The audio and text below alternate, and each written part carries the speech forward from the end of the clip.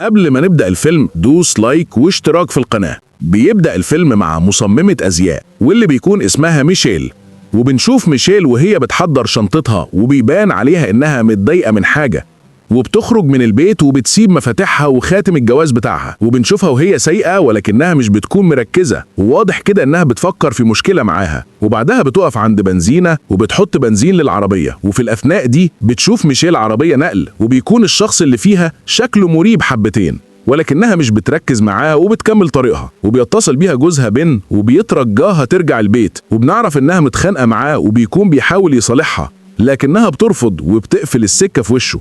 وبعدها بتسمع في الراديو إن في حالة ارتفاع في ضغط التيار الكهربي، وده اللي أدى لانقطاع الكهرباء في مناطق كتير في المدينة. وفجأة بتيجي عربية وبتخبط ميشيل من ورا وبتقلب على الطريق. بعدها بتصحى ميشيل وبتلاقي نفسها في أوضة فاضية كده شبه المخزن، وبتلاقي رجلها مصابة ومربوطة بسلسلة حديد في الحيطة اللي جنبها. فبتخاف ميشيل وبتحاول تفك السلاسل دي ولكنها بتفشل، وبيكون متعلق لها محاليل. فبتمسك حامل المحلول ده وبتحاول إنها توصل للموبايل اللي بيكون قدامها ولكن في ركن الأوضة، وبتنجح إنها توصل للموبايل ولكن مش بيكون في أي شبكة علشان تتصل بحد. وبتسمع صوت خطوات جاي من بره، وبيدخل راجل ضخم وبيكون معاه مسدس وكمان بيكون شايل طبق أكل وبيقدمه لميشيل. وبتترجاه ميشيل إنه ما يأذيهاش ولكنه مش بيهتم بكلامها، وبيبدأ يصلح الفوضى اللي عملتها ميشيل في الأوضة. وبنعرف إن الشخص ده اسمه هاورد، وبيجيب هاورد عكازات وبيديها لميشيل وبيطلب منها تمشي رجلها شوية. وقتها ميشيل بتطلب منه يسيبها تمشي، وبتعرفه إن جوزها هيتصل بالشرطة ويوصل لها.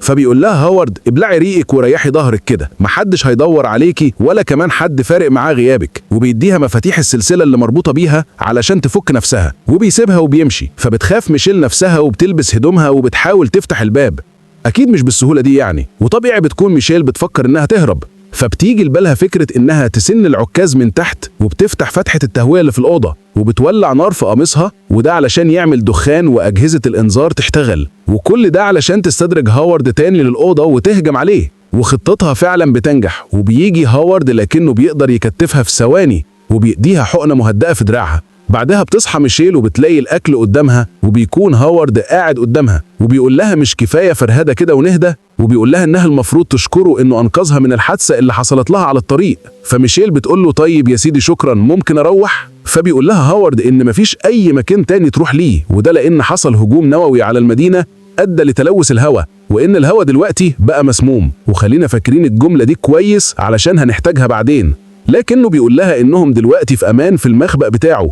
فبتقول له ميشيل إن إصابتها هتحتاج إنها تروح للمستشفى. فبيقول لها هاورد انت اكيد مخك في اجازه، بقولك هجوم نووي والهواء ملوث، اكيد مفيش مستشفيات شغاله. اللي بره ماتوا وده بسبب الهواء الملوث اللي في الجو. وبيفضل يتكلم معاها عن غزو فضائي هيحصل، وان الروس هيختاروا اجهزه لتنقيه الهواء وحاجات كده مش مفهومه. خلينا برضو فاكرين الجملة دي كويس جدا. وبيبقى واضح على هاورد من كلامه إن قوة العقلية بعافية حبتين. وفجأة بيسمع صوت دوشة جاي من بره، فبيسيبها هاورد وبيطلع يشوف فيه إيه. وبعدها بشوية بتصحى ميشيل، بتلاقي باب الأوضة مفتوح، فبتخرج على طول وبتلاقي أوضة مليانة بالأكل والمؤن، وبتلاقي شخص تاني معاها في المخبأ.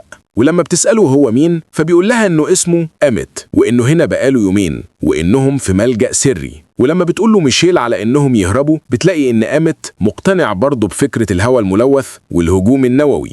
وبيجي لهم هاورد وبيخليهم يلفوا شوية في المخبأ، وبيشوفوا أوضة فيها تلفزيون ومليانة بكل وسائل التسلية.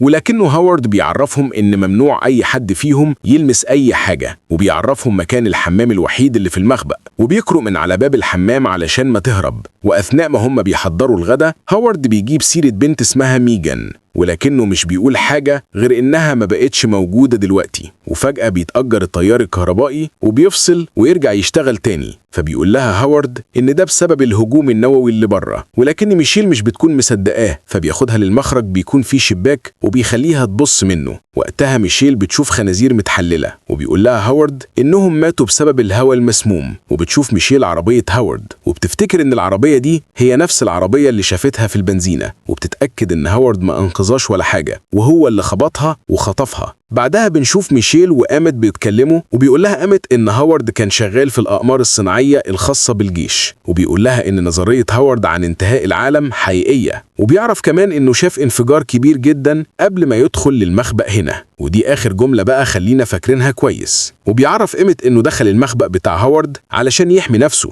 ولكن ميشيل بتقول له إن هاورد هو اللي خبطها وخطفها وجابها هنا، وإن أكيد في حاجة غلط في الموضوع. وقتها بيقطعوا هاورد وبينادلهم علشان يتعشوا، وأثناء ما هم بيتعشوا بتلاحظ ميشيل إن هاورد مش طايق آمت، وده علشان آمت بيهزر معاها، وبيكون باين على هاورد إنه بيغير عليها جدا. وقتها ميشيل بتضايقه أكتر وبتبدأ تتجاوب مع آمت في الهزار، فبيتعصب عليها هاورد وبيقول لها إنه مش مسموح بالكلام ده في المخبأ بتاعه، وآمت بيحاول يهديه ولكنه بيكون خايف منه. وبتكون ميشيل البنت اللعيبة عملت كل ده علشان تشتت هاورد وتسرق المفاتيح اللي معاه، وفجأة بتمسك إزازة من على الترابيزة وبتضرب هاورد بيها، وبتجري وبتفتح باب وبتلاقي باب المخبأ قدامها، وبتبص من الإزاز فبتشوف عربية قصادها، وبعدها بتلاقي ست مصابة بتترجاها تفتح لها الباب، وبيجي هاورد وراها وبيكون مصاب في وشه وبيأمرها ما تفتح لهاش الباب. وقتها بتحس ميشيل إن كلام هاورد عن الهواء المسموم ممكن يكون حقيقة، فبتبدأ الست دي تخبط راسها في إزاز الباب، فبتخاف ميشيل وبتتراجع عن فكرة الهروب تماما، وبترجع تتحبس في الأوضة تاني.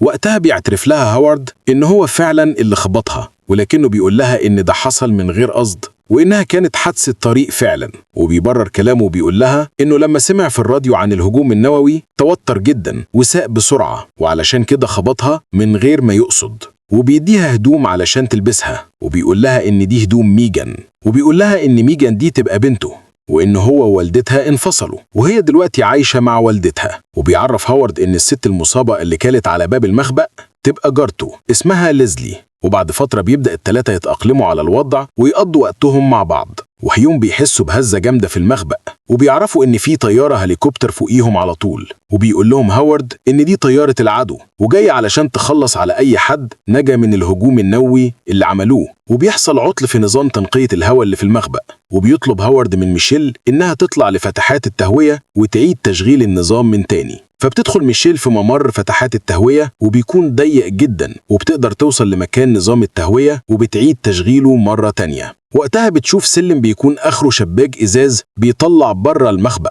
ولكنها بتشوف إن محفور على الإزاز من جوه كلمة مساعدة، وبتفهم إن كان في شخص محبوس هنا، والشخص ده كان بيطلب المساعدة من أي حد بره. وبتشوف جنب السلم حلق وعليه دم، فبتاخده وبتروح تحكي لآمت كل اللي شافته، وبتطلع صورة ميجان اللي وراها ليها هاورد وقال لها إنها بنته، وبتلاقيها لابسة نفس الحلق بالظبط. وبيقول آمت إن اللي في الصورة دي مش ميجان ولكنها واحدة تانية اسمها بريتني، وإنها كانت مع أخته في المدرسة الثانوية واختفت من سنتين. وبيلاقوا صورة فيها هاورد وبريتني، وبتكون بريتني لابسة نفس الهدوم اللي اداها هاورد لميشيل وقال لها إنها بتاعت ميجان بنته. وقتها بيتأكد إن هاورد هو اللي كان خاطف بريتني وإنه اخلص منها. وأخيرا بيقتنع آمت إن هاورد بيضحك عليهم، وبيقرروا يساعدوا بعض علشان يهربوا من المكان ده. وبتيجي فكرة لميشيل إنها تصنع بدلة علشان تحميهم من الهواء الملوث اللي بره، وده علشان يقدروا يخرجوا بره ويطلبوا المساعدة. فبتخلي آمت يقنع هاورد إنه يتخلص من ستارة الحمام، وبيقول له ممكن تكون اتلوثت لما نظام تنقية الهواء فصل.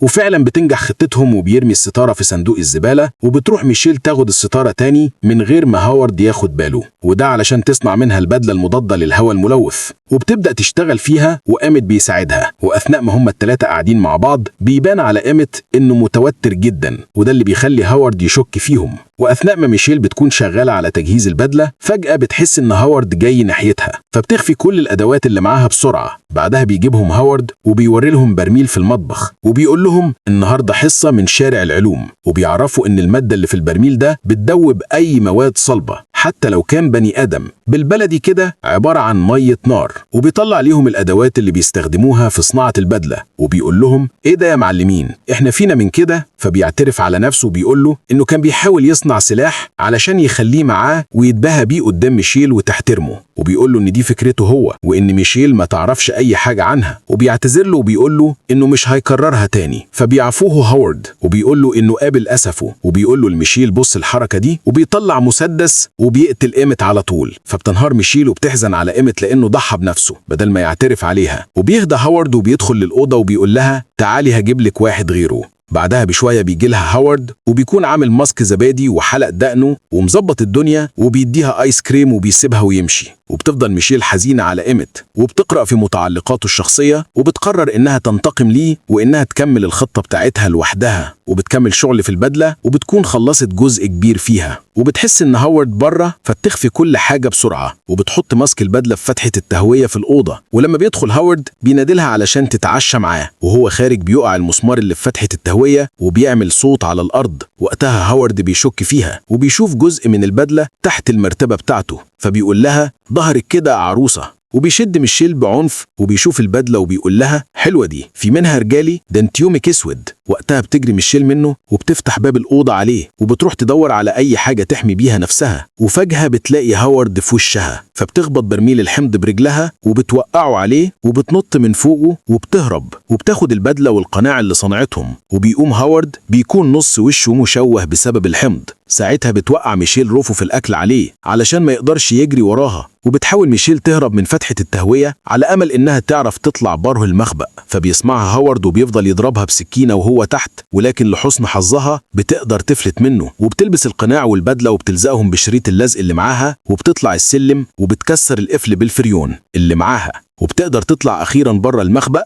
وبتبدأ ميشيل تدور على أي مساعدة، فبتشوف عربية هاورد وبتروح ناحيتها. وقتها بدلتها بتتقطع، فبتخاف إن يتسرب ليها الهواء الملوث، فبتلزقه بسرعة بشريط اللزق اللي معاها. وقتها بتبص في السماء وبتشوف طيور طايرة في الجو عادي جدا، وده معناه إن الجو مش ملوث ولا حاجة، وإلا كانوا ماتوا. فبتخاطر وبتقلع القناع وهي مترقبة اللي ممكن يحصل، ولكن على غير المتوقع مش بيحصل أي حاجة. وفجأة بينفجر المختبر وبتلاقي طيارة قريبة منها، ولكنها مش بتطلع طيارة ولا حاجة، وبيطلع جسم فضائي غريب. وبكده يبقى نص كلام هاورد حقيقي، وبيتحقق أول نظرية من الثلاث نظريات اللي قلتلكم خليكم فاكرينها كويس. بعدها بيجري ميشيل وبتهرب منه وبتروح لبيت ليزلي الست اللي جات لهم المخبأ وكانت مصابة، وبتشوم جثة ليزلي. فبتركب الموسكليت وما بتلاقيش أي حل غير إنها تدور على مفاتيح العربية، وفعلا بتلاقيها مع ليزلي. وبتبص من فتحة من جوه وبتشوف الكائن الفضائي ده واقف بره، فبتشغل إنذار العربية وبتشتت انتباهه وبتقدر تهرب. وأثناء ما هي بتجري بتسمع صوت قوي جدا جاي من السماء. وقتها بتشوف آلة فضائية عملاقة بتنشر غاز في الجو،